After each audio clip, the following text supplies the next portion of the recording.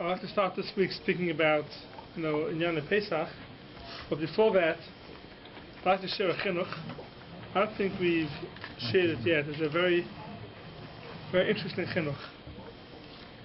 And the chinuch is on the mitzvah of Tzaras. So it's Pasha Tazria speaks about Tzaras.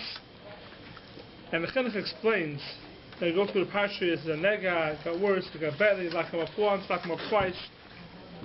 What's the meaning behind all that? So it's a very interesting chinuch which puts meaning into this mitzvah.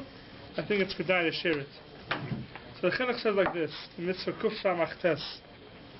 He says, Mishrash mitzvah, the shayush of this mitzvah of negoyim, or having a nega, v'kvoya b'nafshesenu ki ashkachat Hashem Baruch Hu, protis hakol echad ve'echad memnei adam. Hashem's hashkacha, Hashem looks over each person individually. Hashem's eyes are open for everyone's ways. Each person separately, Hashem looks at what he's doing. Hashem looks at a person and all the steps he sees. And therefore, his hanu losses leiv alacholi hara v'lachshav ki ached gora moisai. Hashem is giving us, his people, a nega, which is a machla, which is a disease, and he says, I'm giving you this disease, and you should think into it, why I gave it to a person, the disease. The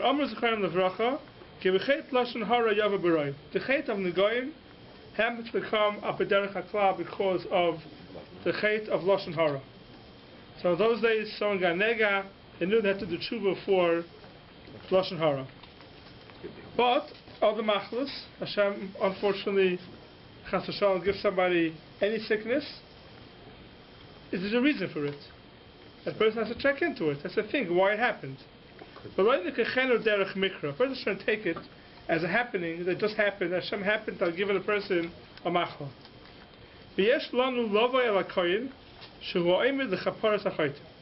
So someone, he's talking about the nega, but the same thing is with all machlas.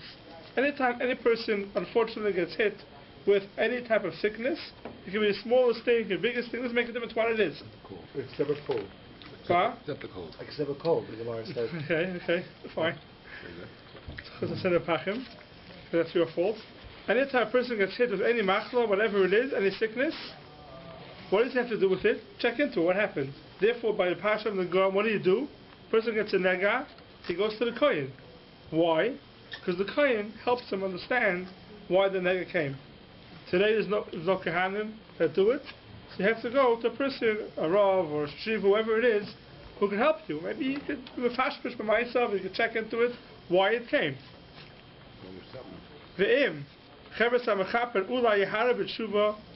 Maybe a person will have tshuva from it.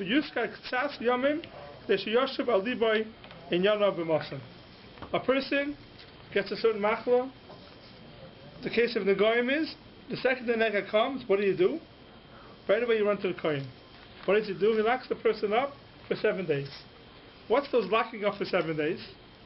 Says the chinuch, the locking up for 7 days, Hashem is giving you 7 days to contemplate, to think. What happened? Why did I get this machla? Person does tshuva. If the person did enough tshuva, then he's free. Comes out, the client checks it out, and it's gone, it's done. Sometimes it gets locked up twice. Maybe the person had a hirat tshuva by the first time, but let tshuva shleima legamri. He didn't have a full hirat tshuva. He had a partial hirat tshuva. Ki'ilu toimar al derech mashal shechashav l'hagzit machzes gezelas. A person stole, and he has in mind doing tshuva, he got a machla, he does tshuva, you know what? I'll give back half of it. I'll give back half of the gzela. Then Hashem says, lock him up a second time. And maybe he'll have more hirat tshuva, he'll be chayzer b'tshuva more. V'az yichadish by Hashem k'tzaf simonim sheyuz gashenis. Hashem will be mechadish on this person more simonim of nega that he has to get locked up a second time. Ulai yashlim tshuvasai v'yitoher legamri. Maybe he'll be mitar legamri. Maybe after 2 weeks of being locked up, he'll have a full hair tshuva, and then he won't have to have the nega at all.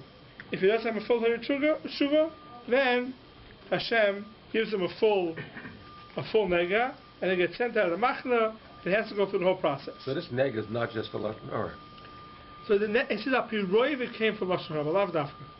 And he's speaking about Negoim. Right. But he says also the same thing as by all machnas. No, but if you lock somebody up, Yeah, locking up is only for... You can't assume it's only for Lashon Hara. Correct.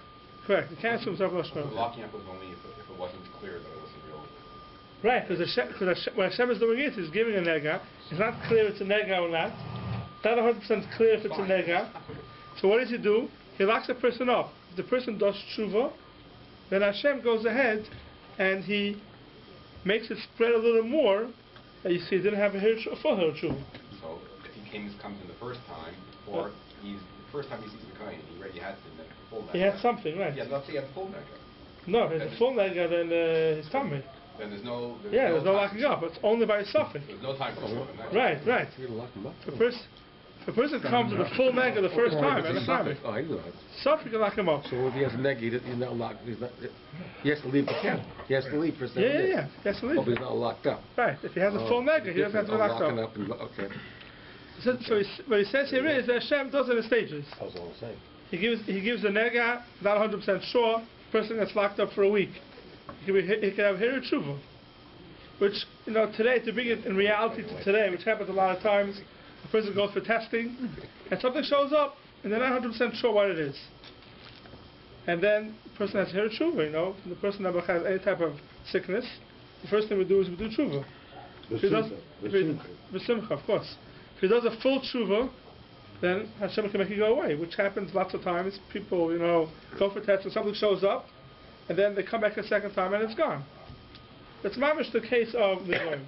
So exactly what the case of the Goyim is. Connection to Shiva, most of the cases people get up from Shiva to becoming Baal Tshuva.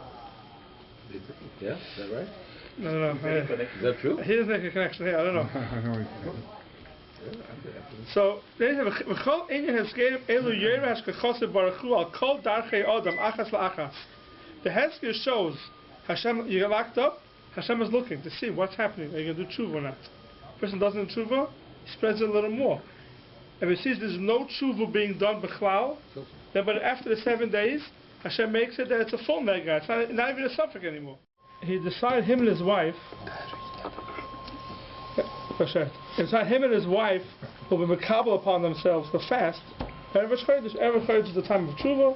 They will makabel upon themselves to fast. Erev Chodesh. Huh? Kippur Katan, yeah. So he's going to fast Erev Chodesh. And they daven mincha, both of them in the hospital. And they finish mincha. They both makabel upon themselves to fast the next day Erev Chodesh. They finish mincha. Who walks into the room?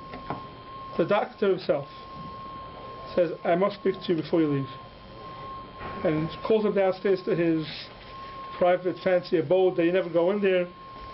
And they go downstairs to the doctor's office and he says, I have to apologize for scaring you. But the truth is, what happened was, the pathologist, the person who did the testing, he sent back that it was negative. I got the message wrong. I got the message that it was positive. So I told you it's positive. But really, it's negative, everything is fine. You can go home, we still have to monitor a little bit. You can go home, everything is fine, and we hope never to see you again. That was the story. So my friend told me he went to ask a Shaila Halacha. Does he have to fast the next day or not? Because he was makabel tainis because there was a tzara. I said there was no tzara. Does he have to fast the next day or not? Of course he did. He made a net. Yes. So he told me, the Rabbi asked the question to right away, said, you're not B'chayris. That was his answer. You're not B'chayris. He says, why? He says, because you don't believe that the reason why everything happened is because you're makabel to fast. If you weren't makabel to fast, it would never have happened. So of course you have to fast. How could you not fast? That's what he answered him. So I always felt through this chinuch. And the chinuch says, someone gets something, a diagnosis or a test, and the person has to hear tshuva.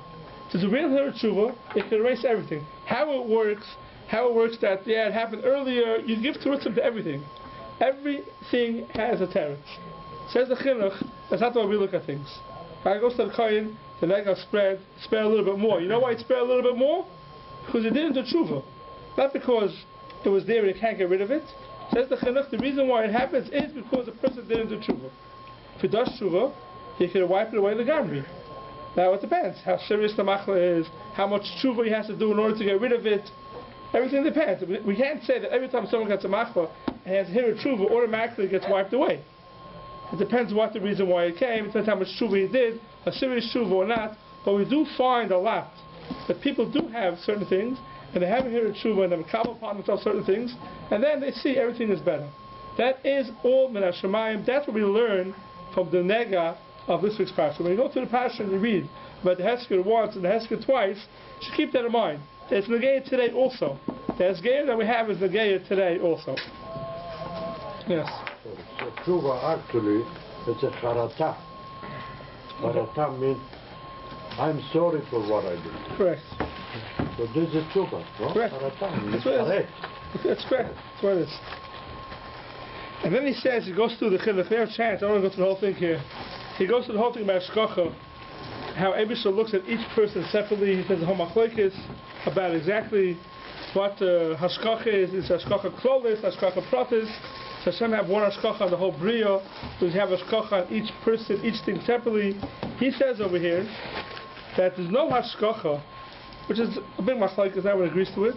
There's no hashgacha that some people say that any leaf that falls from a tree has a place where it's going to land.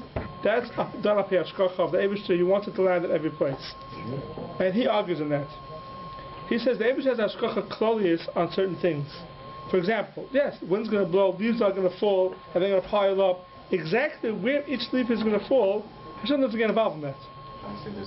Grass has its own mother. Right. So that's a machlokes. Thank you. That's Hashem says that the leaf that falls. Then once the leaf fell down, and the students see. So what's that leaf for? And there was a worm on it. And there was a worm. You said Hashem is a hot sunny day. And I'm not saying there aren't some that fall for a purpose. But that's machlokes. I'm saying he's not machlokes to Rishonim. There's a Rambam, there's a Ramban. It's machlokes to Rishonim. But he says no matter what you're going to hold, definitely on people, there's hashgacha process on each person by himself. So maybe not on things that grow, and every snowflake exactly where it falls. It could be there's no hashgacha process on each snowflake where it falls. But he says definitely on every person, there's definitely a hashgacha process on each person, every step that he takes. Because I know that's a Pashas Tazria. Okay. Now let's move on to Pesach. Okay, the first I'd like to speak about is the Achana for Pesach. Maybe later on we'll go into more Dinei Seder and stuff like that. There's a preparation for Pesach. So the first thing I'd like to speak about is Agolas Kalim, Vayikra. And most people, when you speak about Agolas Kalim, they roll their eyes. Because they don't know what it means even, how it works. How it works, the Agolas Kalim. So maybe we'll give a little insight of exactly how Agolas Kalim works, and then explain the halachas. So basically, Agolas Kalim is that when you have Kalim, which today most people Baruch Hashem, we can afford it, so we don't use any of the same Kalim from Chametz to Pesach. So it's not, really Agolas Kalim today is not a Pesach thing because most people don't have to kasher a Kalim.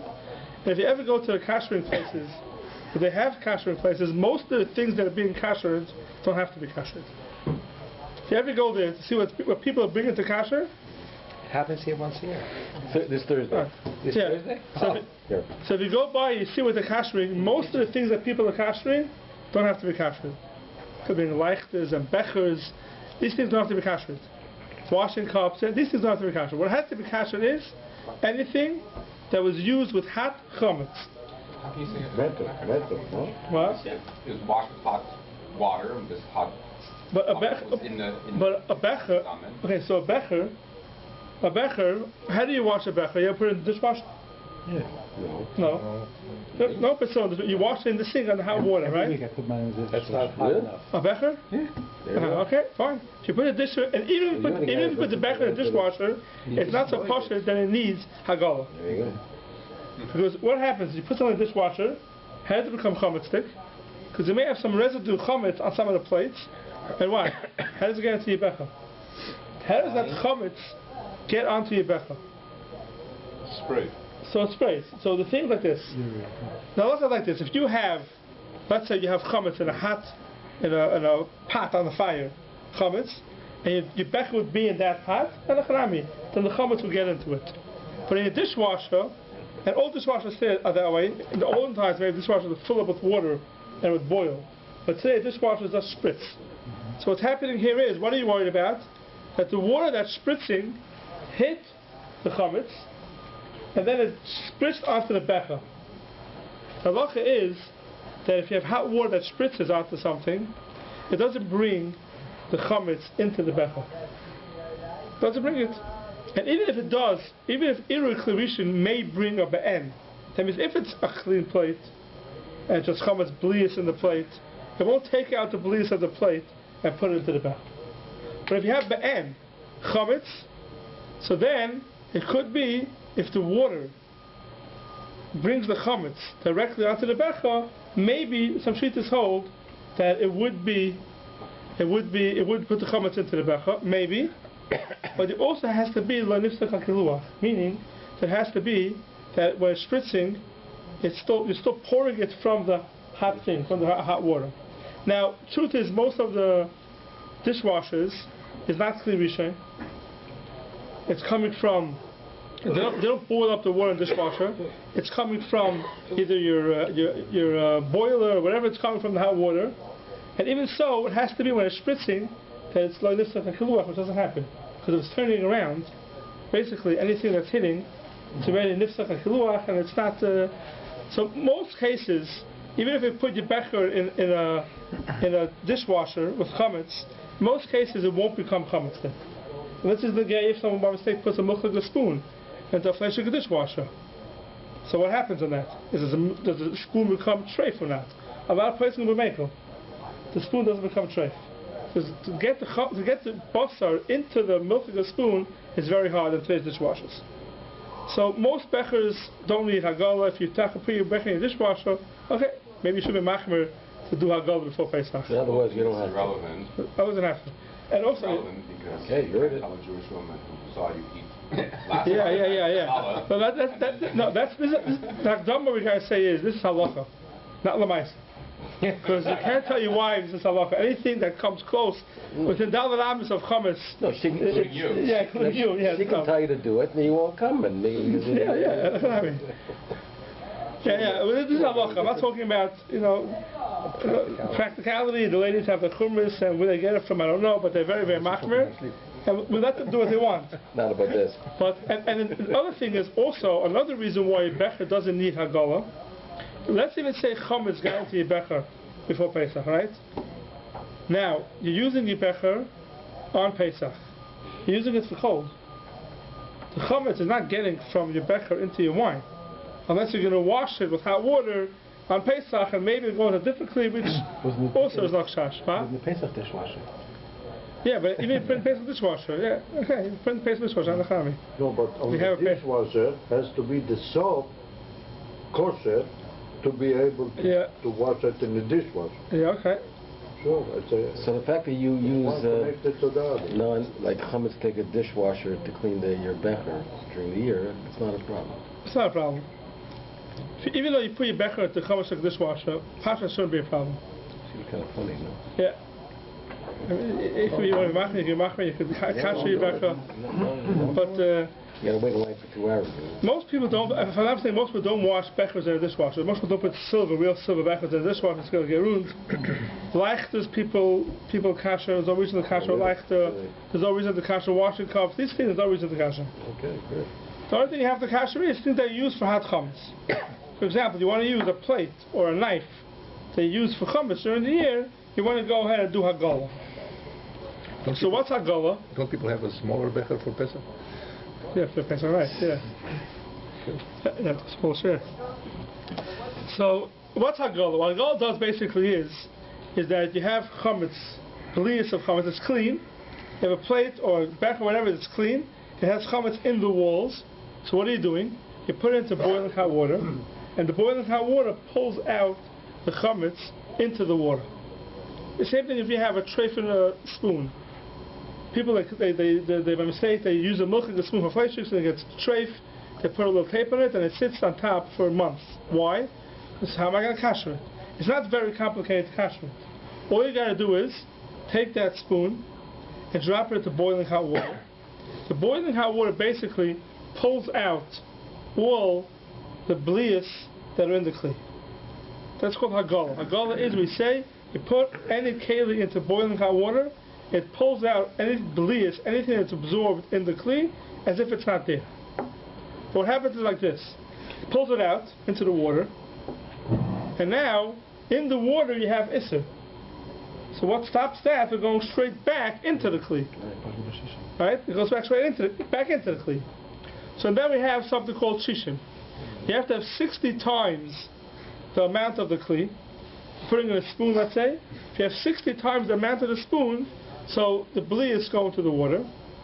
And now you have less than 60 in the water, so therefore it's bottle. It's bottle now. Even if it goes back into your spoon, there's no issue anymore. 60 times the spoon or 60 times the chametz that was in the spoon? So usually you have to have 60, you don't know how much chametz is in the spoon. But it's not going to be the whole spoon. So we usually assume it's the whole spoon. Unless it's like a handle where it's... I know, but chametz usually, you can see it. If it's just traces or just the ta'am or the bliya. No, but if you use it for let's say for hot noodles, let's say. So you assume the whole spoon is coated always, with chametz. Always, not just coated, even the thickness of the spoon. In the shishim can get the whole thickness of the spoon. Say the basa b'chola. If you have a spoon, you use it for it's a fleshing spoon. Use it for milchiks. We assume the whole spoon now is treif. When the shishim can get the whole spoon. Now, if you didn't stick to the whole spoon, only part of it, so that part. But you need shishim can get the whole spoon. So today, when we kasher something, you have to have 60 can get the whole thing that you're kashering. That's why it's a big pot. Yeah, so you have to have such a big pot. So what do? You stick it in, the isser comes out, it's bottled with shishim, so even though it goes back in, it's not a problem and it's mutter. You said you're not worried about the isser going right back into the same spoon. Why not? Because it's bottled with shishim in the water. Once it goes into the water, it's bottled with shishim. So now it goes back into the spoon, doesn't make a difference. The water has to be more than 60 times the size of the spoon? Correct. The water. The water. Not the pot. No, the water. The water that's going into has to be 60 times the spoon. So therefore, when the isser comes in, even though it goes right back in, it's really bottled in the water. Right? That's how every agala works. And that bottled shishim works before Pesach but not on Pesach. Okay, so we'll get to that. We'll get to Pesach in a second. What about the pot? So the pot also is okay, because the pot, the water is 60 times the isser, so the pot's okay. The pot's okay also, because the pot, the water, the base goes into the water because it's bottled right away, so the pot also is okay. Why are we worried about aim battling this? So good question. So why is it worried about aim battling this? Meaning, you're not allowed to go ahead and be mevatel on isser. You're not allowed to drop an isser into a pot of water and say it's bottled. So here, what's happening is we are relying on aim battling lechatchila, because the isser is going into the water. If it would just stay in the water and it wouldn't go back into the spoon, there's nothing to worry about.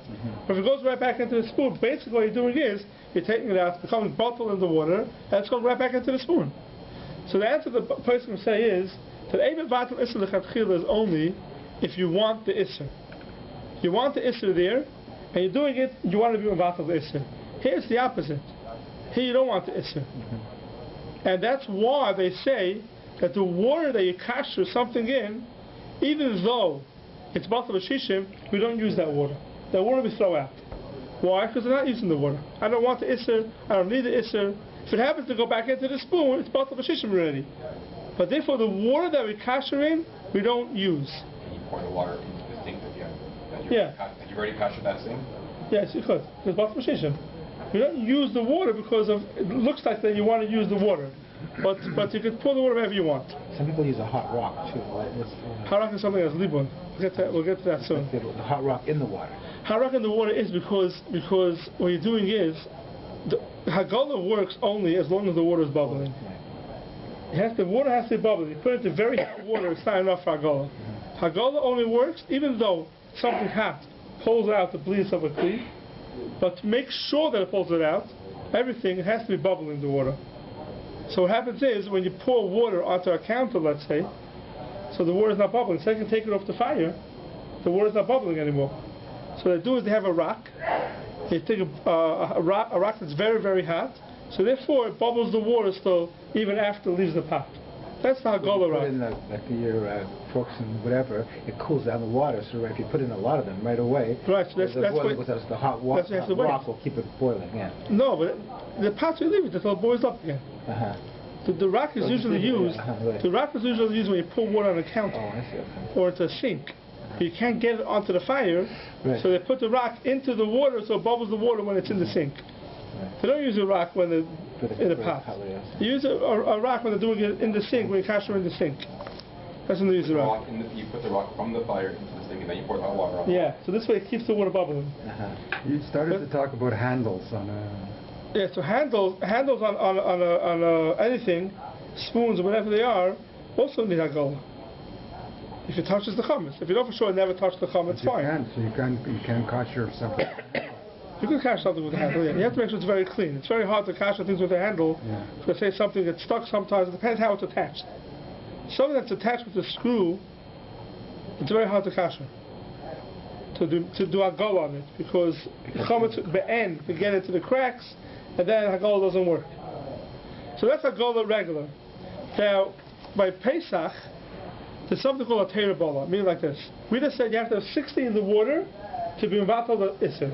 Another thing you can do is you can have Eine Ben Yomai. Eine Ben Yomai means the thing wasn't used for 24 hours. So whatever is in the kli is called Noisen Tam Lefkam. That means if you have a flat sugar spoon, and it's not 24 hours, it's past 24 hours, you stick it into a milchig pot, a milchig soup, the milchig soup is kosher. Why? Because what's coming out of that spoon is called Noisen Tam Lefkam. It's a bad taste. It's more than 24 hours lying in the spoon. When it comes out, it's a bad taste. So it's called Noisen Tam Lefkam. Therefore, when you kasher, you can do the same thing. Even though there's no 60, right? So you're not allowed to use that spoon l'chatchil. You want to use that spoon to go ahead and eat the next day something. Even though it's Noisen Tam Lefkam, l'chatchil you can't use it. You have to kasher it.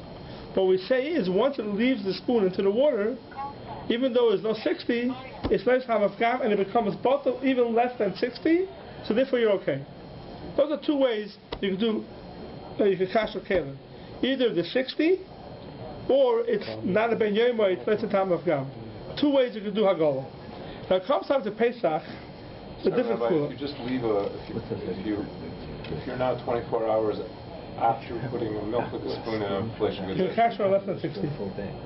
you can, but you still have pressure. It's not just leaving. It's Correct. Because we don't use any ben yomai l'chatchila. Even though by mistake you used it. Let's say it was treif and then someone put it away, and you went ahead by mistake and you used it. So it's okay, the food is okay. So it's 24 hours since it became treif. But the chatchila we can't use it. Chatchila we don't let you use it any ben yomai, even though I want to ask for the food. So therefore when you're kashering, goes any ben yomai, you're okay. When it comes time to kelim, chametz kelim, there's something called Tazria-Pesach. Tazria-Pesach means like this: that I have a chametz like a spoon. I want to kasher it. So it said either need 60 or any ben yomai. A lot of persons can hold, and the Mechaber brings it down, that you could kasher your spoon even if there's no 60, and even if it's a ben yomai. Why? Because chametz today, is it Isser or is it Heter? Chametz today is Heter. That's called Tazria-Pesach. When it got absorbed into the spoon, it was Heter. What's happening is when you kasher it, the chametz is going into the water and coming back into the spoon. When it comes back into the spoon, there's something called, we spoke about this once before, a nat bar nat. Nat bar nat means it came out into something and it goes back in. It's already Noisen Tam, and what gave Tam into the water, and then the Tam is going back into the spoon. Nat bar nat is very nugay. We had it by Basar B'Cholov. I don't want to go to the whole sugi of nat bar nat. But there's something called, so since when it goes out into the water, it's heter. When it comes back into the spoon, it's still heter.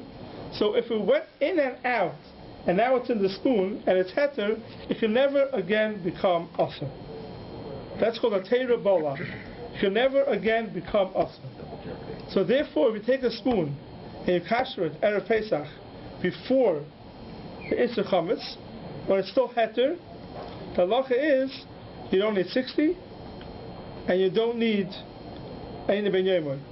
It could be a Ben Yomoy and it could be less than 60, as long as it goes into the water, back into the spoon, and it's still heter, still before the Zman, it's okay. That's what the Mechaber says in Tafnun Beis. Yesh lehizor lahagel koydem shosh chamishus. So the question is shashishus or whatever it is before the Isser of Chametz, it should be magel yikelim before the Isser of Chametz. Why?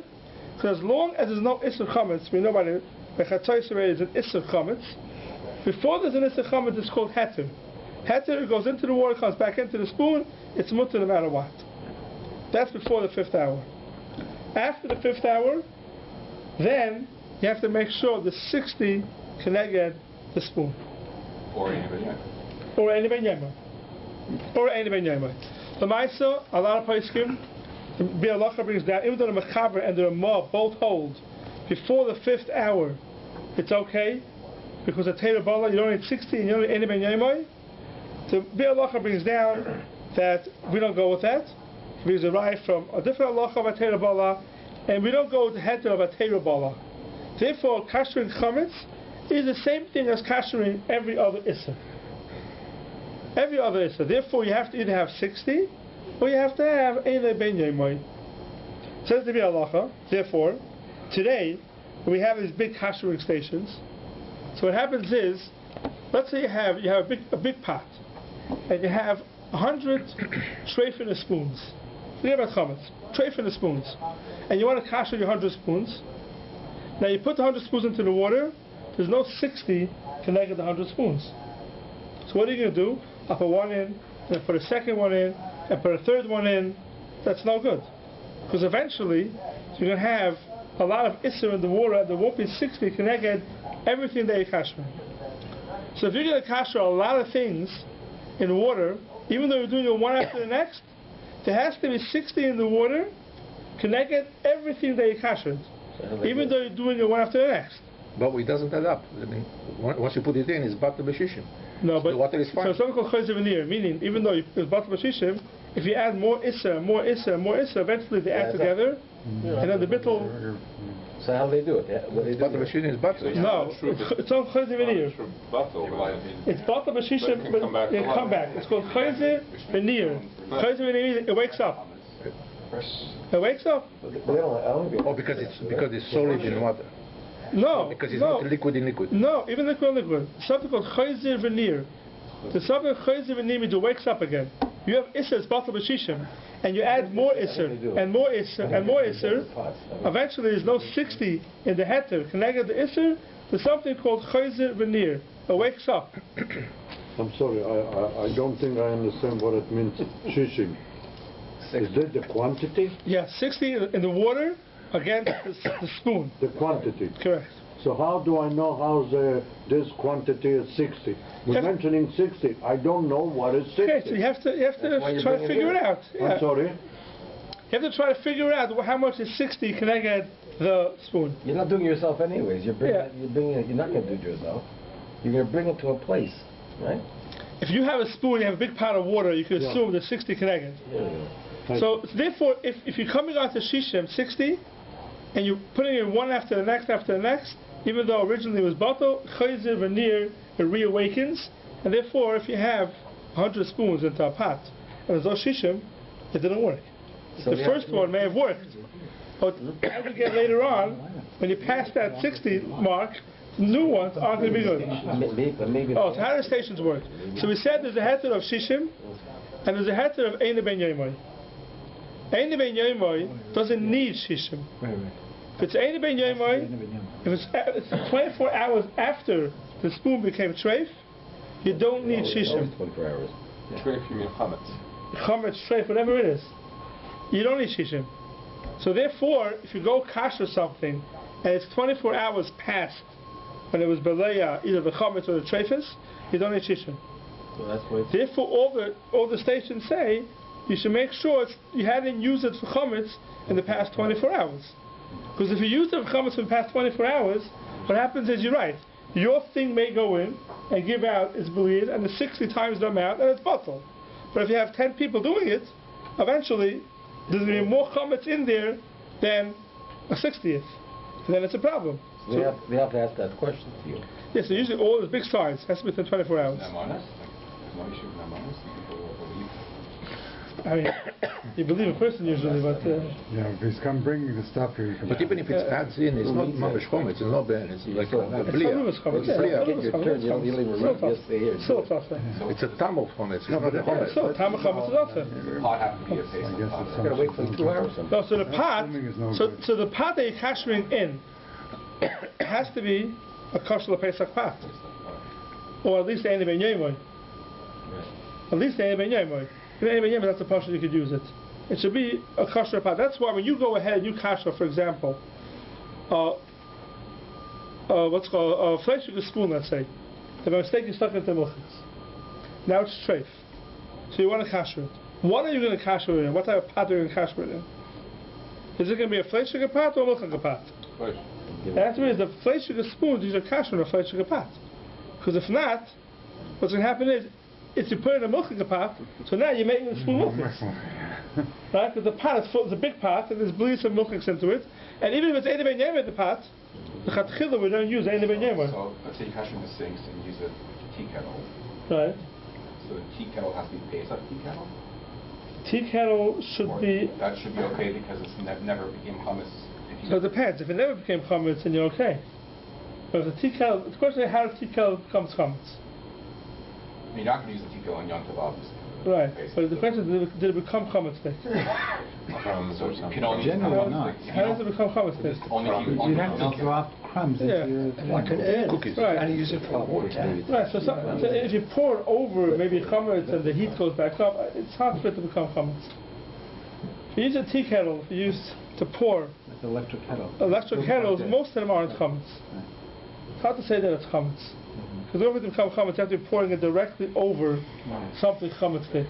And the heat comes up, it's hard to say it's chametz. If you want to kasher it, what you got to do is boil up the water and pour out the water once over it, then it's magalit. You want to kasher the tea kettle? The tea kettle itself, so boil up the water in the tea kettle, and it kashers itself. And then pour over the sides of the tea kettle, that hot water. On the outside? Yeah. Of the lip of it. From the lip of the tea kettle. So you're not going to use that tea kettle on Pesach anyway, but you just want to make sure that there's no issues of kashering. Kashering it. Sink with a chametz, so you do it, possibly chametz tea. Right, so you do is boil it up once to the top. Yeah. Right, over to the top. If you get it to go over, it's even better. Okay. So the way you kasher a pot, a big pot, that you can't stick it into another pot.